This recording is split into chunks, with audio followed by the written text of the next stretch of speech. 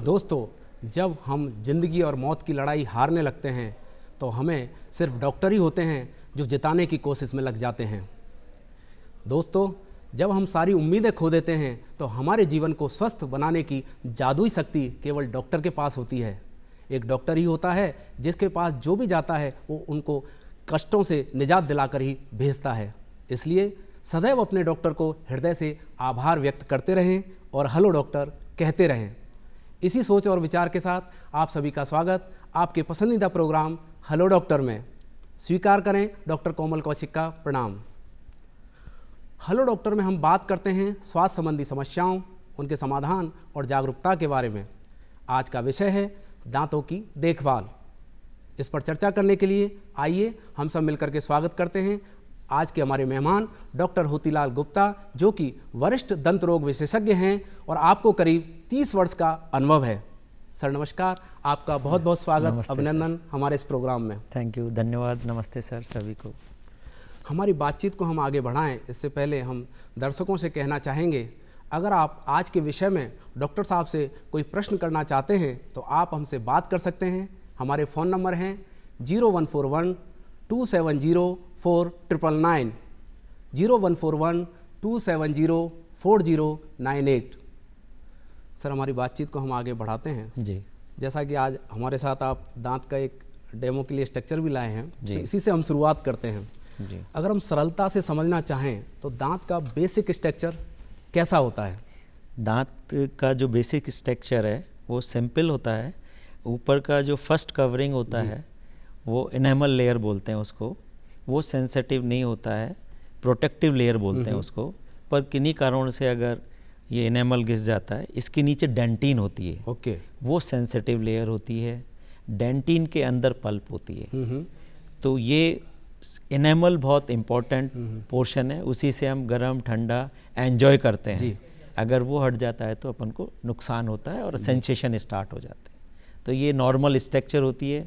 इसी को प्रिजर्व करने के लिए अपन ओरल हाइजीन प्रैक्टिसेस पेशेंट्स को, जनरल पब्लिक को, सभी को बताते हैं कि इसका ध्यान में रखें, क्योंकि ओरल हाइजीन अगर बैड है अपना तो एसिड प्रोडक्शन होता है, उससे ये एनेमल लेयर डिस्ट्रॉय होती है। जी। और भी कारण हैं बहुत सारे जिससे डिजीज़ भी होती हैं, कैरीज होती है, उससे भी एनेमल लेयर, कोई एक्सीडेंट है, कोई हार्ड थिंग आपने बाइट कर ली, दाल में कंकर आ गया, उससे भी चिप ऑफ हो जाती है।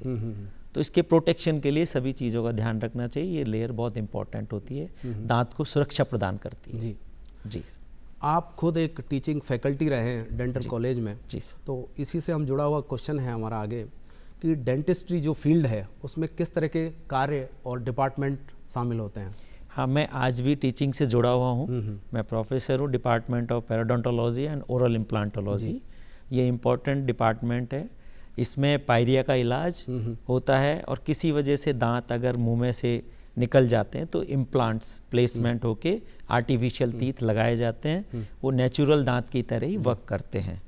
थोड़ा डिफरेंस होता है, बट ये बहुत अच्छा सॉल्यूशन है और लाइफ अच्छी जाती है इससे।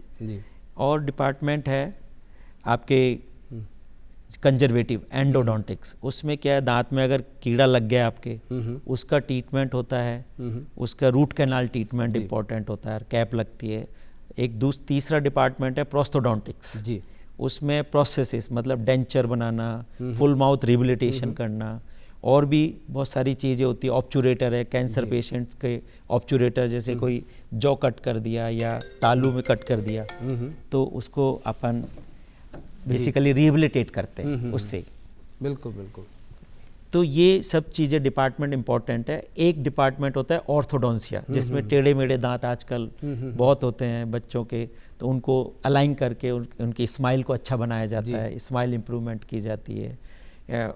इसमें डिपार्टमेंट ओरल मेडिसिन होता है, रेडियोलॉजी डिपार्टमेंट भी होता है, और नॉन क्लिनिकल डिपार्टमेंट्स भी होते हैं, और 9 डिपार्टमेंट जनरली होते हैं। बट ये मेन डिपार्टमेंट्स हैं। इससे दांतों की जितनी भी डेंटल डिजीजेज होती हैं उनका ट्रीटमेंट होता है डिफरेंट स्पेशलिटीज़ में। जी। ये सर, आगे हम बात करेंगे ओरल हाइजीन कितना महत्वपूर्ण है और इसको कैसे हम मेंटेन कर सकते हैं। ओरल हाइजीन तो बहुत ही महत्वपूर्ण है।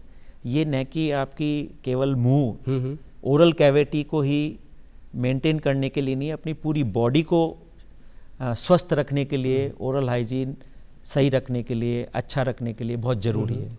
तो ओरल हाइजीन के लिए सबसे पहले तो अपन ब्रश की ब्रशिंग टेक्निक, ब्रश करना चाहिए रात को सोने से पहले और सुबह नाश्ते के बाद। पर जब भी आप खाना खाएं उसके 1-1.5 घंटे बाद करें, न कि तुरंत बाद नहीं करना चाहिए कभी भी, क्योंकि उस टाइम एसिडिक मीडिया होता है मुंह में, ओरल कैविटी में, तो उससे इनेमल लेयर डिसॉल्व होने का डर रहता है जी। तो खाना कुछ भी खाने के 1 घंटे से पहले ब्रश नहीं करना चाहिए।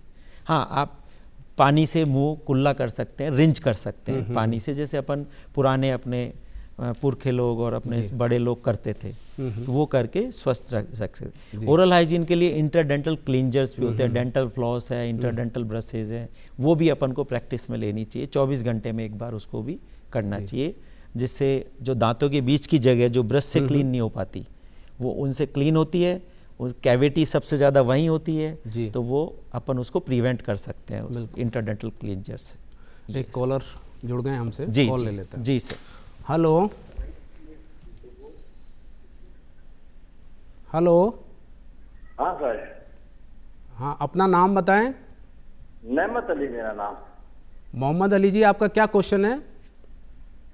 नेमत अली जी। हाँ, नेमत अली जी, अपना प्रश्न करें। मेरा नाम नेमत अली जी है। हाँ जी, हाँ जी, अपना प्रश्न पूछें। मेरे दांतों में कचरा आ जाता है सर। इनका क्वेश्चन है कि इनके दांतों में कचरा आ गया, ऐसा इनका कहना है। मेरे दांतों में ये है जी, जो दांत नहीं, आपके दांतों में मेन परेशानी आपको क्या लगती है साहब? वो हरकत, वो बहुत तकलीफ होती है, दांतों में दर्द करते हैं। दर्द करते हैं और मसूड़ों से खून भी आता है? हाँ, मसूड़ों से खून आते हैं। हाँ, तो ये क्या है कि लक्षण है पायरिया रोग के। तो आप इसको जो भी स्पेशलिस्ट डॉक्टर आपके नज़दीक हो या गवर्नमेंट कॉलेज हो, वहाँ जाके एक बार दिखाएं, उसका निदान हो जाएगा। उसका इलाज आज की तारीख में संभव है और उसका इलाज करने से अपना डेंटल जो हेल्थ है वो इम्प्रूव हो जाएगी और आपको भी अच्छा लगेगा। तो आप जाके एक बार चेकअप करवाएं, ज़रूर ठीक हो जाएंगे आप। और आप भी अपना दांतों की साफ़ सफाई और रोज़ ब्रश करें, कुछ भी खाने के बाद में कुल्ले करें और ओरल हाइजीन मतलब मुंह की स्वच्छता का ध्यान रखें। नेमत अली जी, आपको अपने प्रश्न का समाधान मिल गया होगा। हमसे जुड़ने के लिए बहुत बहुत शुक्रिया।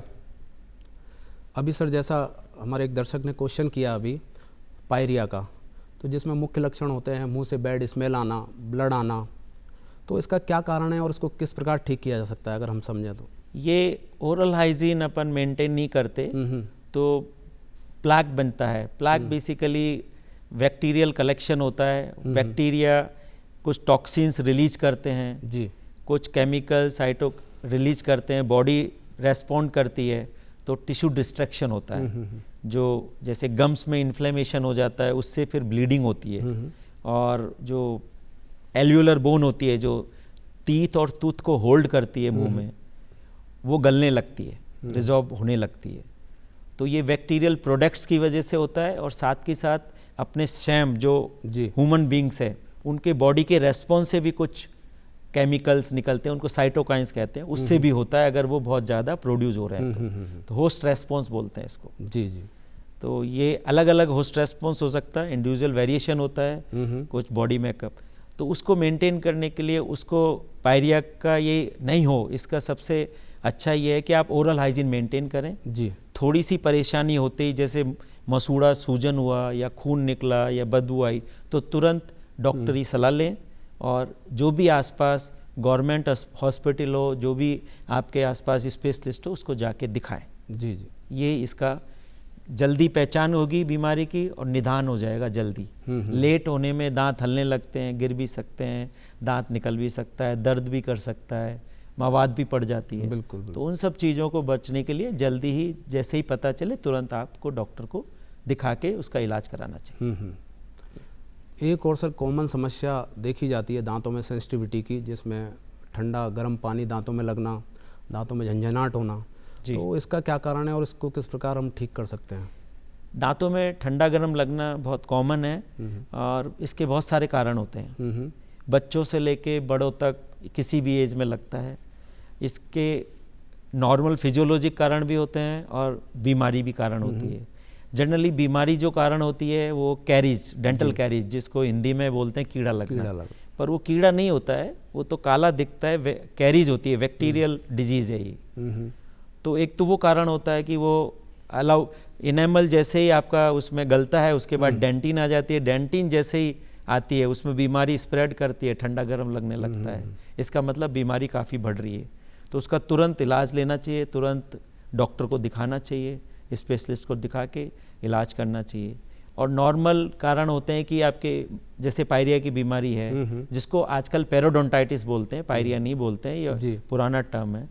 तो पेरोडोंटाइटिस हो गई है, या आपका किसी वजह से आपका जो गम है जिसको मसूड़ा बोलते हैं, जिंजाइवा है, वो नीचे चला गया है, जड़ें एक्सपोज हो गई हो, या आपका ब्रश करने का तरीका गलत है, उससे दांत कट गए हों, जो क्लास 5 कैविटीज़ होती हैं वो बन जाती है, या कोई क्रैक आ गया हो किसी वजह से, या छोटे बच्चे होते हैं जिनके टूथ अभी रैप्ट हो रहे हो, जो कहते हैं निकल रहे हो, तो उनके पल्प चैम्बर बड़े होते हैं, उनको भी कभी कभी ठंडा लगता है।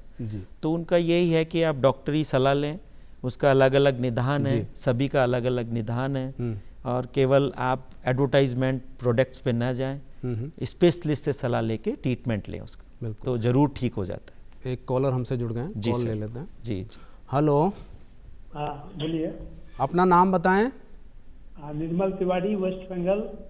हाँ निर्मल जी, अपना प्रश्न करें।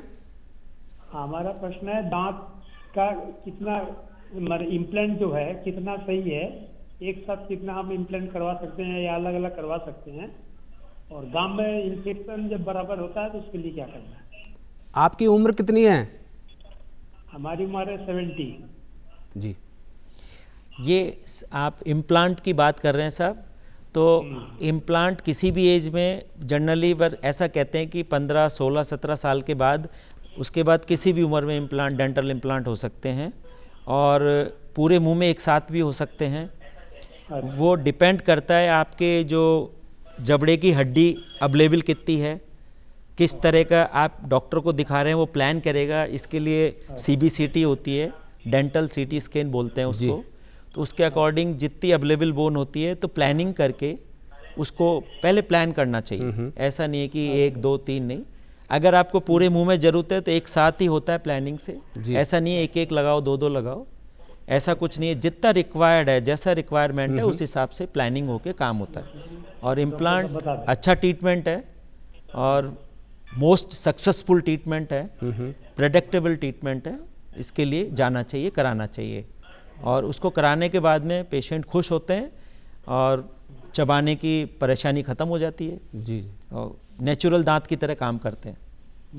जी निर्मल जी, आशा है आपको अपने प्रश्न का वाला जी, गाम का जो बराबर इन्फेक्शन हो जाता है हमारी मिसेज के, थोड़ा लूजनिंग टाइप का, जैसे दांत गिर जाएगा ऐसा महसूस होता है। आपका प्रश्न क्लियर नहीं है, दोबारा बताएं क्या कह रहे हैं।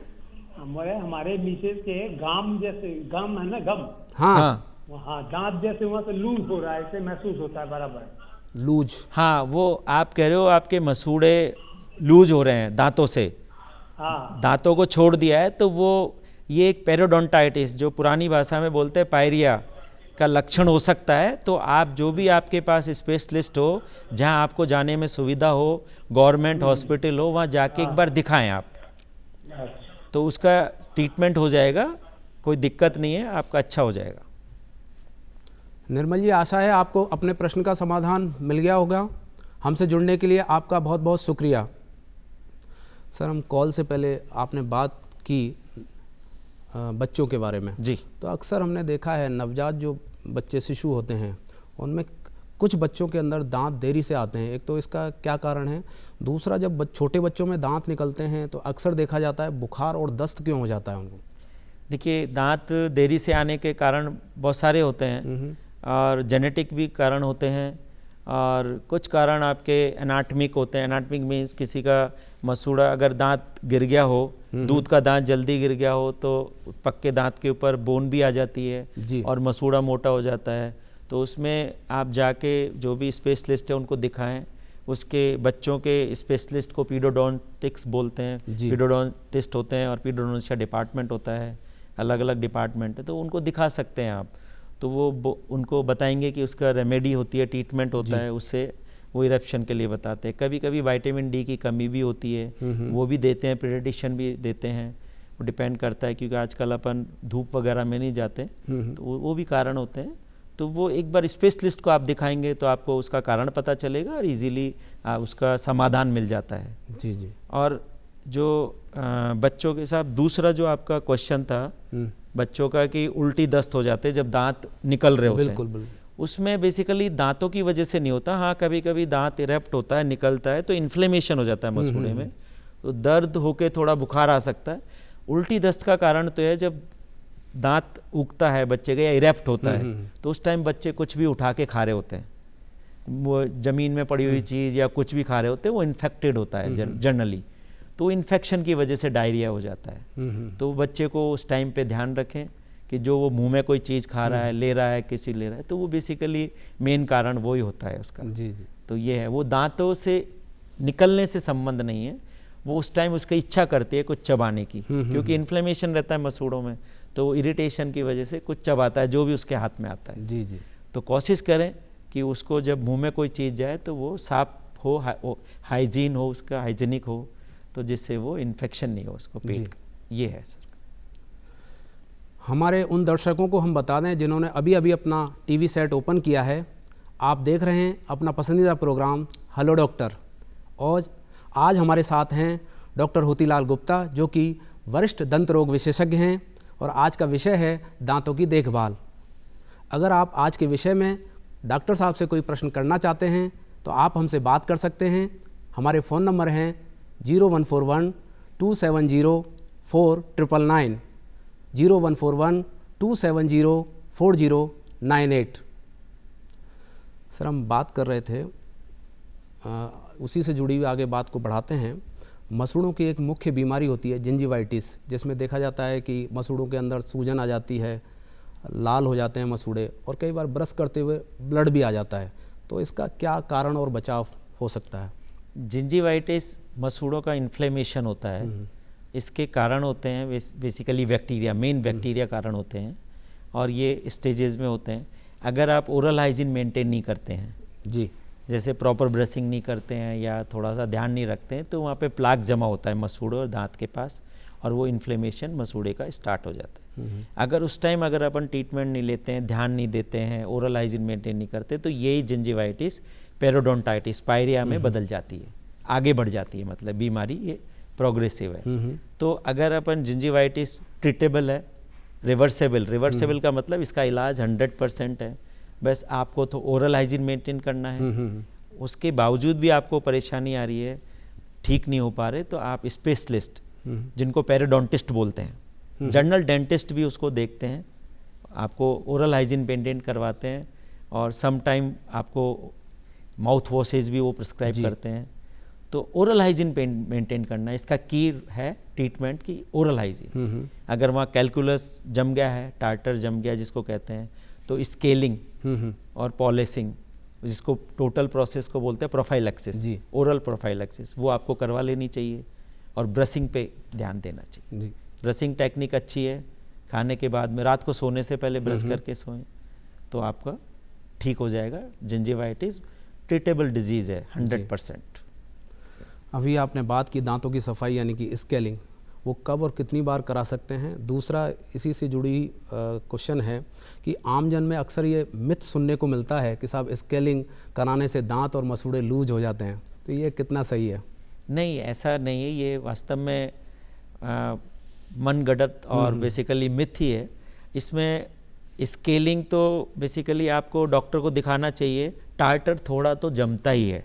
हेल्दी टीथ, हेल्दी गम्स के आसपास भी टार्टर रहता है जी। वो अपनी स्लाइवरी ग्लैंड्स होती है, उसके साल्ट अगर प्रॉपर अपन ब्रशिंग नहीं करते, किसी किसी के साल्ट ज़्यादा होते हैं तो ज़्यादा आपके टार्टर बनता है, फॉर्मेशन होता है। जनरली नीचे के जो दांत हैं, जीभ की तरफ आगे के दांत, वहाँ ज़्यादा जमता है। तो स्केलिंग कराने से नुकसान नहीं है, क्योंकि आजकल अल्ट्रासोनिक स्केलर्स हैं, वो कोई हार्म नहीं करते हैं। और आप अगर स्पेशलिस्ट, आजकल हाइजीनिस्ट भी होते हैं, जैसे लाइक कंपाउंडर डेंटिस्ट्री में भी हाइजीनिस्ट होते हैं, जी। तो डॉक्टर भी नहीं, हाइजीनिस्ट भी स्केलिंग करते हैं प्रॉपर। तो एंड WHO भी कहता है कि एवरी 6 मंथ विजिट करना चाहिए, बट ऐसा नहीं है कि आपको कितनी बार कब कराना चाहिए, वो तो अगर नीड है तो स्केलिंग करानी, नहीं तो ऐसा नहीं है कि आपको करानी है, नीड होने पे या टाटर जमने पे ही करानी होती है। इसके कोई नुकसान नहीं है, कोई दांत ढीला नहीं पड़ता है, कोई अच्छा रहता है, उल्टा कराना चाहिए, रेगुलर डॉक्टर को दिखाना चाहिए जी। ज़रूरत है तो स्केलिंग कराने में कोई नुकसान नहीं है, फ़ायदा है जी। अपन को। एक कॉलर हमसे जुड़ गए, जी। कॉल ले लेते हैं। जी जी। Hello hello. हेलो, हाँ, अपना नाम बताएं। रामधन मावर बोल रहा हूँ सर, कोटा से। रामधन जी। मैं रामधन मावर कोटा से बोल रहा हूँ सर। हाँ रामधन जी, अपना क्वेश्चन करें। सर, मेरे जो है दांतों के अंदर 6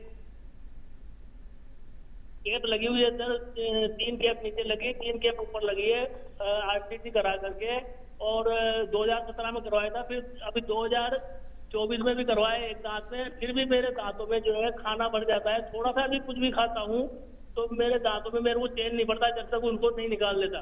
इसका क्या उपाय है सर? मैं परेशान हो गया बहुत।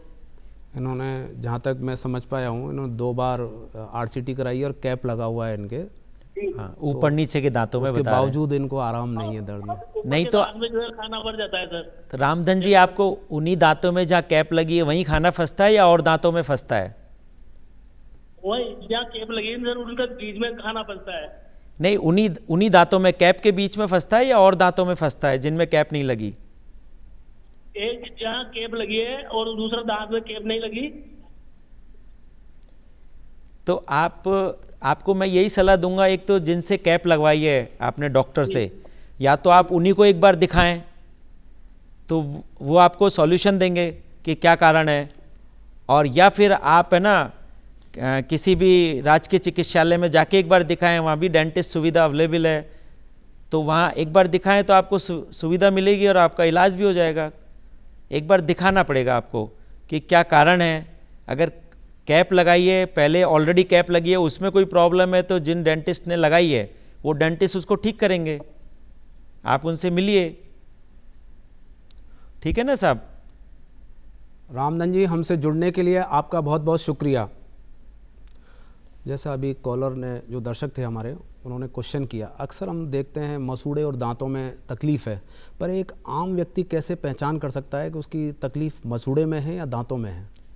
देखिए, मसूड़े में तो तकलीफ़ होती है तो मसूड़े में सूजन आती है, जिसको बोलते हैं मसूड़ा फूल गया या एब्सिस बन जाएगा, पस पड़ गया या खून निकलेगा।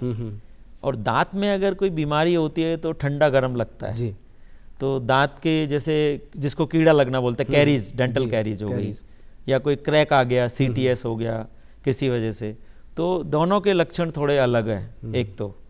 और फिर आपको एक बार डेंटिस्ट स्पेशलिस्ट परामर्श लेना पड़ेगा आपको, तो उनको दिखाने से बिल्कुल क्लियर हो जाता है। बट ये दोनों में फ़र्क है, दोनों में आपको परेशानी दोनों की अलग अलग है। बिल्कुल, ये है, क्योंकि ये लक्षण जो आपने बताए शायद हमारे काफ़ी दर्शकों को ये फाइंड आउट करने में हेल्प करेंगे। हाँ बिल्कुल, क्योंकि कई बार क्या है, पेशेंट बता नहीं पाता अपनी बात को, पर दोनों के लिए जाना तो स्पेशलिस्ट के पास पड़ेगा। बिल्कुल, बिल्कुल। तो वो और आइडेंटिफाई करके उनको अच्छी तरह बता देंगे और उनको गाइड करेंगे कि इसका ट्रीटमेंट क्या है और इसको कैसे अपन रोक सकते हैं, कैसे इसका इलाज कर सकते हैं। जी, आगे हम बात करें रूट कैनाल, RCT जी, ये क्या है और इसको कराने की ज़रूरत कब पड़ती है? रूट कैनाल बेसिकली जब कराते हैं, जब पल्प डेंटल जो दांत है, जैसे आप स्ट्रक्चर देखेंगे तो इसके बीच में यहाँ पे ये लाल लाल जो दिख रहे हैं जी, ये पल्प कैविटी है और ये कैनाल्स होती हैं, इसमें वेसल्स होती है, नर्व्स होती हैं, वो फिर बोन तक जाती है। जहाँ पे अगर इन्फेक्शन, जो ये ब्लैक ब्लैक दिख रहा है, इसको कैरीज बोलते हैं, अगर ये यहाँ पे एक्सटेंड हो जाती है जड़ के अंदर, जिसको बोलते हैं कैनाल, वो नीचे जाके इन्फेक्शन क्रिएट करती है जी, तो इसका ट्रीटमेंट फिर रूट कैनाल ट्रीटमेंट ही होता है। रूट कैनाल का मतलब जो दांत की जड़ है उसके अंदर कैनाल है, उसकी क्लीनिंग करके वहाँ फिलिंग करते हैं मटेरियल, जिससे ऊपर का इन्फेक्शन नीचे बोन में नहीं जाए। ये इसका मेन रेशनल और लॉजिक है। और इसको प्रोटेक्ट करने के लिए कैप लगा देते हैं, दांत कमज़ोर हो जाता है, जड़ गल गया हो, टूट गया हो किसी वजह से, तो ये रूट कैनाल ट्रीटमेंट है सर। जी जी जी। आज सर डेंटल ट्रीटमेंट में काफ़ी एडवांसमेंट हुआ है, तो जी। उसको देखते हुए क्या आरसीटी के प्रोसेस में भी कुछ चेंजेज आए हैं? हाँ बिल्कुल आए हैं सर।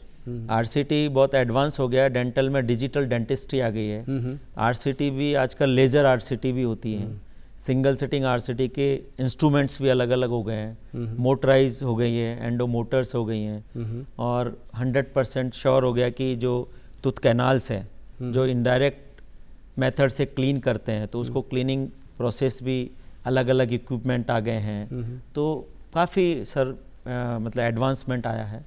डिजिटल डेंटिस्ट्री आजकल बहुत हो गया है, तो उसका भी काफ़ी एडवांसमेंट आया है। तो उससे कैप बनाना बहुत आसान हो गया है, और बिल्कुल हाईली प्रेसिजन मिलता है उससे। टाइम पीरियड भी कम टाइम हो गया पीरियड भी कम लगता है, पेशेंट को परेशानी भी कम होती है, और चीज़ें बहुत इम्प्रूव हो गई हैं। जी। आगे हमने देखा है कि जैसे किस तरह से कोई दुर्घटना में किसी बॉडी का अंग टूट जाता है, तो उसको हम प्लास्टिक सर्जरी द्वारा दोबारा हम जोड़ देते हैं। जी।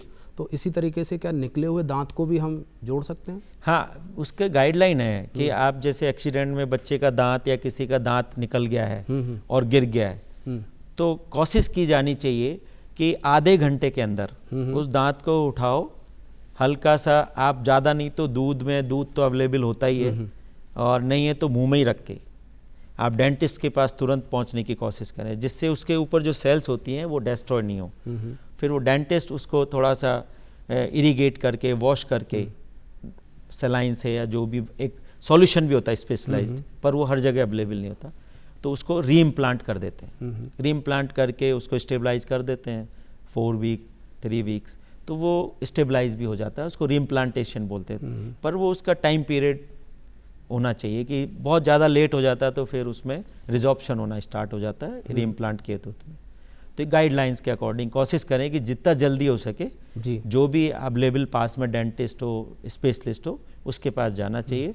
तो उसको बिना रगड़े, बिना धुले, बिना कुछ केमिकल में डाले उसको, बट अगर मिल्क हो, मिल्क में रख के या मुंह में ही रख के, सलाइवा में ही रख के जी, मूव करना चाहिए। मतलब time important part, time important part है। 10 सेल हो जाती है ना, दांत गिरा उसके ऊपर कुछ सेल्स होती हैं जिसको पेरिडोंटल लिगामेंट सेल्स बोलते हैं, बिल्कुल, वो रीजनरेट करती है वापस टिश्यूज को।